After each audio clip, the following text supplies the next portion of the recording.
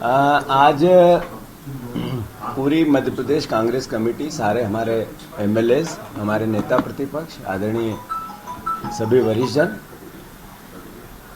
पूर्व विधायक, पूर्व मंत्री, सब हम अशोकनगर कार्यकर्ताओं के साथ आम जनता की लड़ाई लड़ने जा रहे हैं। स्वाभाविक है कि जनता ने हमें विपक्ष का दायित्व दिया है। उनके दर्द को, उनकी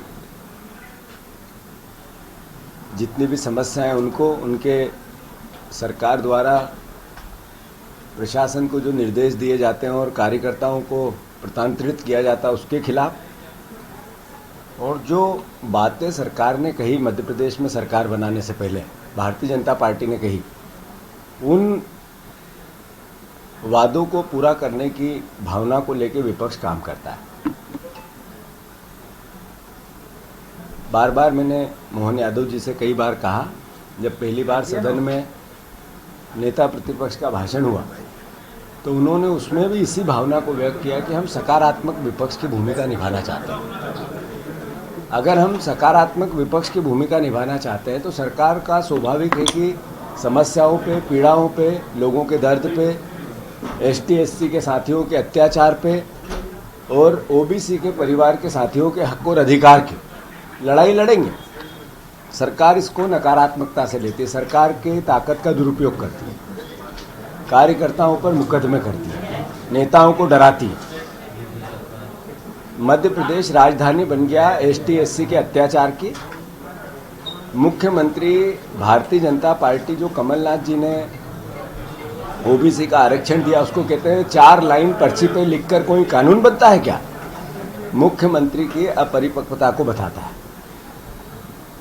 25,000 से ज़्यादा बच्चे जिन्होंने अपनी एग्जाम्स क्लियर कर ली, वो नौकरी पे नहीं लग पा रहे हैं, इसलिए कि भारतीय जनता पार्टी नहीं चाहती है कि ओबीसी का आरक्षण आए।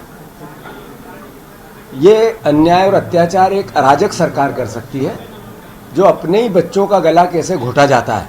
ये सरकार ने एक नई चाल, एक तरह की नई राजनीति करना चालू की है। इसके खिलाफ कांग्रेस पार्टी ने बिगुल बजाया है। अध्यादेश आया, ओबीसी का कानून बना, इन्हीं अधिकारियों ने बनाया।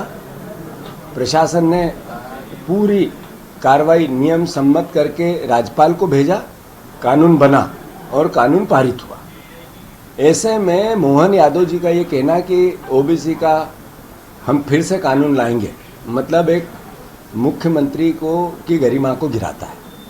पद पर व्यक्ति बैठा है, पद स्थायी है, इस पर व्यक्ति बदलते रहेंगे, पर एक सरकार ने जो निर्णय लिया उसमें सुधार की गुंजाइश है तो करो। आप 27% से 30% देना चाहते हो क्या, तो करो, पर 27% रोक क्यों रहे हो? ये तो क्लियर कट हो गया। उनके सरकार के वकीलों ने किस तरीके से कोर्ट में कहा कि हम इस कानून को लागू नहीं होने देंगे। ये सरकार के झूठ को बताता है। जहाँ तक आज के गिरफ्तारी की, जेल भरो आंदोलन की बात है, न्याय सत्याग्रह की बात है, ये कोई एफआईआर मुझ पे हुई या हमारे कांग्रेस के कार्यकर्ताओं पे हुई, उसका सवाल नहीं है।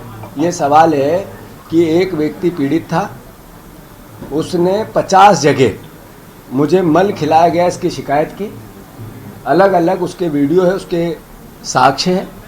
वो व्यक्ति 300 किलोमीटर दूर चल के ओरछा मुझसे मिलने आया और मुझे कहा कि मुझे न्याय दिला दो। मैंने ईमानदारी से एक विपक्ष का दायित्व निभाया। सरकार ने सकारात्मक उसकी पीड़ा को समझ के जो अपराधी था, आरोपी था, उस पर कार्रवाई करनी थी, उस पर नहीं की, क्योंकि वो विधायक का रिश्तेदार था, उसका परिवार का था, उसका कार्यकर्ता था। कार्रवाई की जिसने पीड़ा सुनी उस पर। पीड़ा सुनने वाले की परेशानी नहीं है, उस पर एक एफआईआर 1 करो कि 100 करो, उसका दायित्व निभाएगा। पर उस व्यक्ति को पुलिस अपराधी बनी और उससे एफिडेविट लिखा, मतलब सरकार के दबाव में प्रशासन ने जिस तरीके का अपराध किया वो क्षमा योग्य नहीं। बहुत विनम्रता से, बहुत हम्बल तरीके से सरकार के जो कर्मचारी तंत्र में काम करते हैं, उनके बगैर सरकार नहीं चल सकती, कोई व्यवस्था नहीं चल, उनका मैं सम्मान करता हूँ। और जो कलेक्टर बने रहना चाहता है, प्रयास चूँकि उसने यूपीएससी की है, क्लियर की, मेहनत की, और वो एक जिले को सजाना और संवारना चाहता है, प्रशासन सुधारना चाहता है, उसको मत होता है कि मैं जिले का कलेक्टर रहूं, उसकी अपेक्षा नियम सम्मत है, हम उसका सम्मान करते हैं।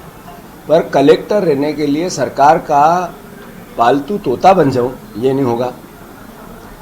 एसपी बनने के लिए सरकार के विचारधारा के हिसाब से मैं विधायकों की रोज ड्यूटी करने लग जाऊं, ये नहीं होगा। एक अधिकारी जो सर्विस रूल बुक के रूल होते हैं उसकी छोटी मोटी अवहेलना ठीक है, देखते हैं, पर उसकी लक्ष्मण रेखा होती है,